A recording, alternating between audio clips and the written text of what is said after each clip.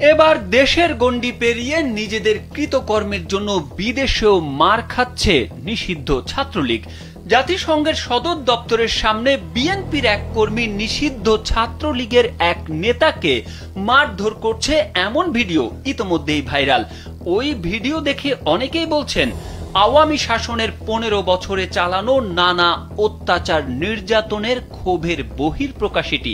এছাড়াও ডক্টর মোহাম্মদ ইউনূসের সঙ্গে বিএনপি, জামাত ও এনসিপির নেতাকর্মীরা যুক্তরাষ্ট্র গেলে সেখানে তাদের হেনস্থা করে আওয়ামী লীগ ও অঙ্গ সংগঠনের নেতাকর্মীরা।